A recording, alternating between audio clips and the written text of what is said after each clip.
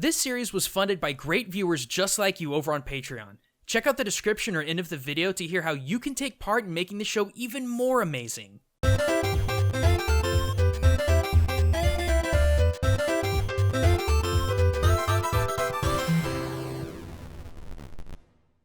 Hey everyone, Gaijin Goombah here, and welcome back to another episode of Witch Ninja, a series that looks at media's most popular shinobi, see which are good and which are bad. Now, I know we've been going kind of crazy with our brand new show, Yokai Watchers, and seriously, thank you guys so much for supporting that, but it is a new month, which means we got a brand new pop ninja that we gotta tear it down. And, yeah, it's safe to say, I never thought we would be talking about this kind of medium.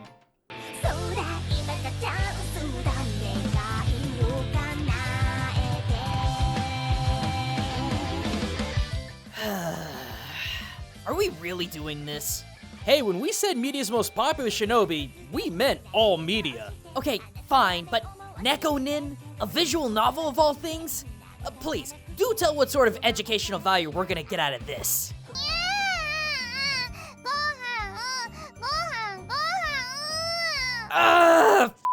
It's like a choir of post-millennial 4-year-olds shrieking an existential nightmare refrain of entitlement and instant gratification directly to my ear holes! How the ever-loving is this child supposed to be a love interest?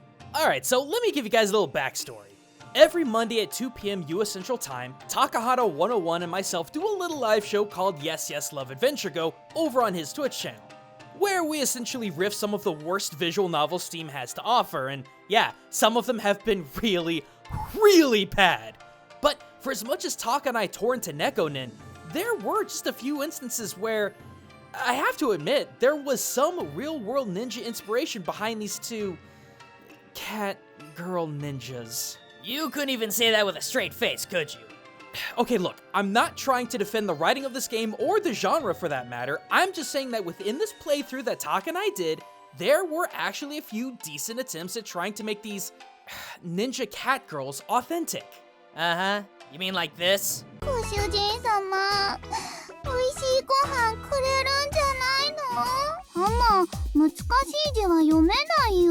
There is no earthly way a shinobi this blatantly uneducated and undisciplined could ever be anything resembling a ninja. In fact, as soon as these two are introduced, they're already tripping out of the gate.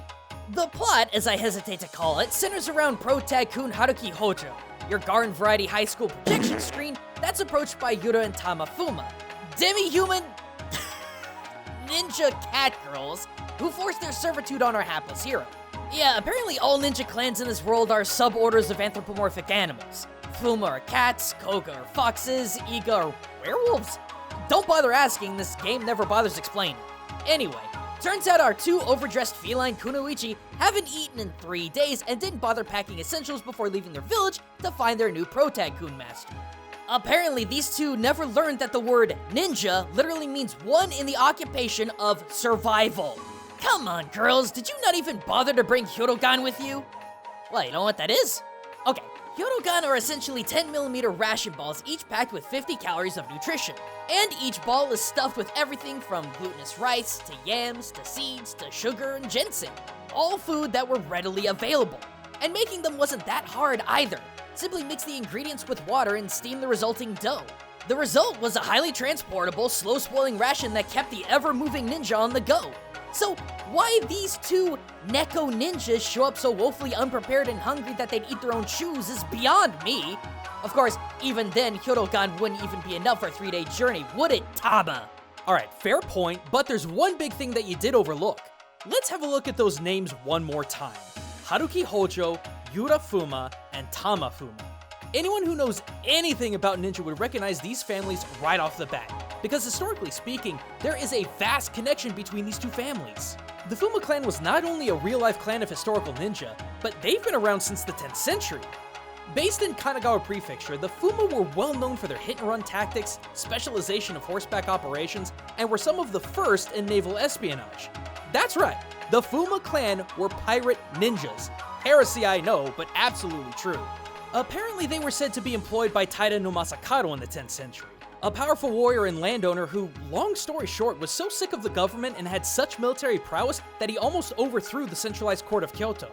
However, after Taira's defeat and his transformation into a yokai of wrath, the Fuuma eventually found themselves in the service of the Hojo clan in Odawara, Under the service and protection of the Hojo clan, Fuuma Kotaro, the clan's leader, organized 200 Rappa battle-disrupting ninja into groups of combat-ready pirates and sneaky subtle thieves that sow chaos with the Hojo's enemies, with their most noteworthy accomplishment occurring in 1580.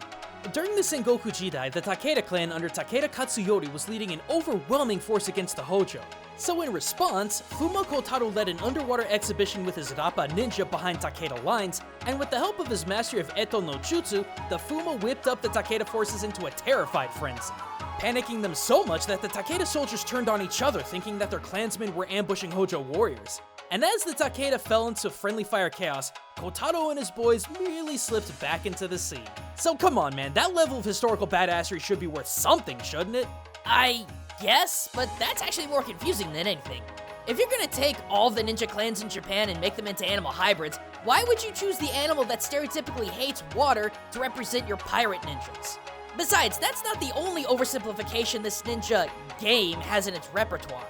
Later on in the story, Tama, being the level-headed, calm, rational girl that she is, decided that she was fed up with being ignored by Haruki and her sister Yura, and just left, I guess. Because, I don't know about you, but what man in his right mind wouldn't want to be around this 24/7?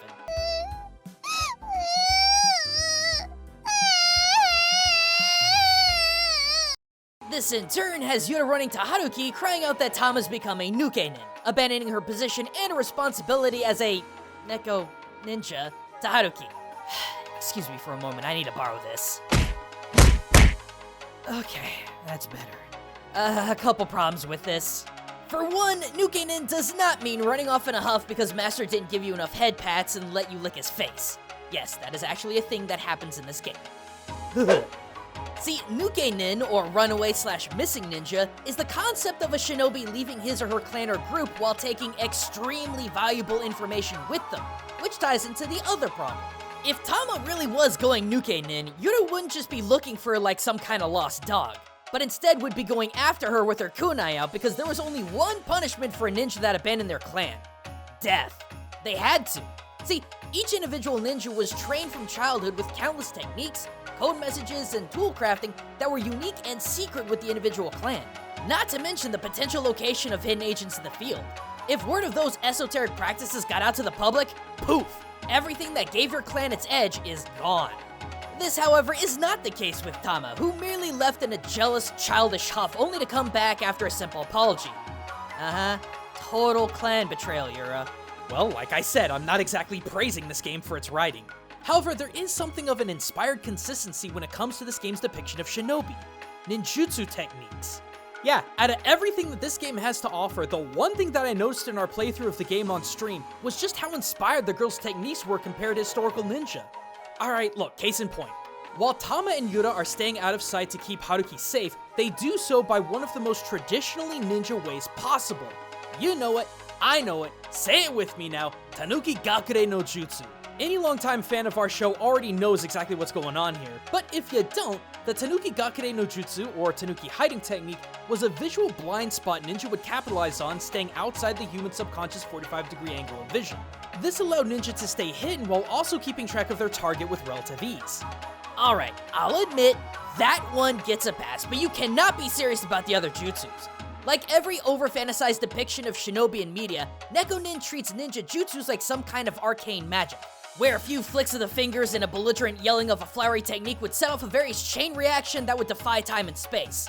But no, I'm sorry gang, all of these magical jutsus in actuality are little more than tricks of the eye and mind in order for a ninja to get away. Period. No transforming cats, no telepathic communication, no Final Fantasy sparkle sparkle parkle effects. It's just simply getting away or relaying information. That's it. But see, that's the thing. Despite the method that the two girls use, the resulting effect of their jutsus mirrors a lot of what history understands shinobi jutsus to be. For example, there isn't one, but two cases of animal-based jutsus in this game that resemble real jutsus. One where Tama turns into a cat multiple times in order to get around undisturbed, and another where she summons a swarm of bees to stir chaos in the classroom before Haruki can get in trouble with his teacher. These two are very strong examples of Jinton Jippo, or techniques that utilize living creatures like animals and other humans. In the case of the whole cat transformation thing, this is known as a Chuton Jutsu, or exploitation of animals. Though much of the history of this jutsu is just word of mouth, it was believed that since ninja settlements were so deep in the wild, they actually had proficiency in training and utilizing animals, domesticating things like dogs, cats, and even monkeys to either attack or distract enemies. And in some cases, a ninja was said to disappear behind cover and send a trained animal out of said cover to distract pursuers. This trick led the weak-minded and superstitious to believe that ninja did have the power to transform into animals, and those ninja were 100% okay with the general population believing that they had that power. It just meant that they had another great escape tool. As for the beast summoning jutsu, that comes more from the Chuton Jutsu aspect of the Jinton Jippo, the utilization of snakes and insects to either escape or clear a room. And buddy, you better believe that Japan's got some massive creepy crawlies that would get a crammed room full of people to vacate.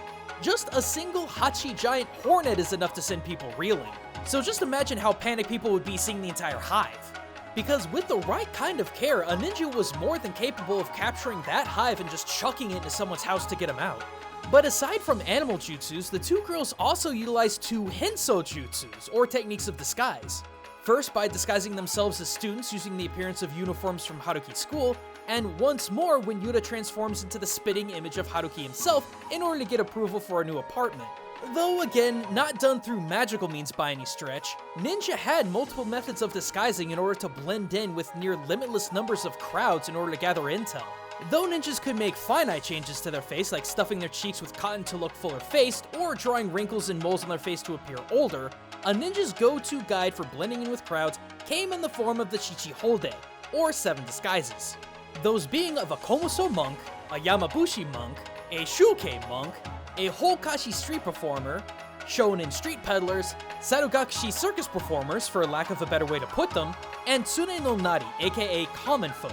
From the end of the Genpei War through the Onin War all the way through the Sengoku Jidai, these 7 disguises were both commonplace and practical for what the ninja would mimic. And you better believe that if ninja were still kicking around today, they would absolutely be utilizing schoolgirl uniforms alongside the ever-popular JK and hostess bar scenes to get info. Finally, in-game, Tommy utilizes some sort of telepathic jutsu in order to send and receive quick messages to Yuta while she was away. While no, there is no such magical ninja Wi-Fi to send mental text back and forth between shinobi, that doesn't mean that they didn't have multiple methods of long-range communication. Shinobi had several types of Dentatsu Jutsu, or transmission techniques, which allowed them to relay simple to fairly complicated messages across miles of land. One such Dentatsu Jutsu was little more than a semaphore method called Kekiki no Koto, or smart things. Through the use of flag gestures, ninja could communicate complex messages over great distances. The only limitation to how far the message could reach was how many ninja could relay it. Similarly, were ninja believed to also use optical communication in the form of Hikari Tsushin, where the flashed reflection of the sun could relay messages from ninja to ninja in a similar fashion. But there were also other methods like the Noroshi, or wolf smoke, named so as these pillars of messaging smoke were created by burning wolf poop. In fact, according to the Bansen Shukai, it was technically a mix of wolf poop, moxa, saltpeter, and ash. When set alight, the lit fire was shaped by an inverted funnel created by laying mats of straw around a freshly cut piece of bamboo, thus allowing the smoke to flow straight up. Though not nearly as much information could be relayed compared to the Kekiki no Koto, the sheer height of the signal meant that it could be seen from much further away. So, yeah, in a very real sense, despite the overly fantastical way our two Neko Nin do it, Tama and Yuta both exercise real-life, real research shinobi jutsus for escape, stealth, and communication. Just never mind the fact that the girls are using ninjutsu magic to pull off all these real-world jutsus instead of being crafty, creative, and subtle, you know, like a real ninja would. Pretty much. Look, I get your point. Neko Nin X Heart isn't exactly an accurate crash course of the history of ninja, but for as asinine as the game can be much of the time, there are hints here and there that maybe the writers did do a bit of research in trying to represent ninja correctly. Like I said, some of the jutsu seemed pretty inspired, and the Hojo Fuuma connection is historically backed, giving the premise of the game some, but not a lot, of legitimacy. So after all is said and done, my dude, what would you rank our— Well, I guess I can't say I didn't see that coming, and yeah, I do agree to a large extent. The premise is almost non-existent, the reimagining of historical ninja clans is a petty shoehorn to get catgirls into the game, their outfits are some of the most bombastic in design I've ever seen acclaimed ninja wear, and the game falls back on the old worn-out trope of ninja magic. And yeah, Tama is absolutely trashed here. But all things considered, I think there was at least a mild attempt to try to capture some true-to-life ninja history in this tooth-grinding experience. So I'll give Neko Nin X Heart a generous 2 out of 10 stars. Absolutely no possible way I could ever say that this game and others like it even come close to representing what ninja are really about. But I gotta give credit where credit's due and recognize the semi-flaccid attempt at ninja authenticity. Anyway though, thanks for watching everyone, and a huge thank you to all the patrons who keep Witch Ninja afloat. If you want to be a part of the production process, vote on future topics, get updates on upcoming episodes, or even get some one-on-one time, be sure to check out the Witch Ninja Patreon. We've got a brand new final goal that, if we can reach it and keep it there, I'll be moving my butt to Japan to give you guys even better primary footage, videos, and information. And if you're curious about the stream show that Takahata 101 and I do, be sure to check that out every Monday at 2 p.m. US Central Time over at twitch.tv/Takahata101. It is an absolute scream. But also be sure to swing by my streams every Tuesday, Saturday, and Sunday at 7 p.m. US Central Time over at twitch.tv/Gaijin Goombah, where we break down culture and gaming live. But until next time everyone, this is Gaijin Goombah, signing out.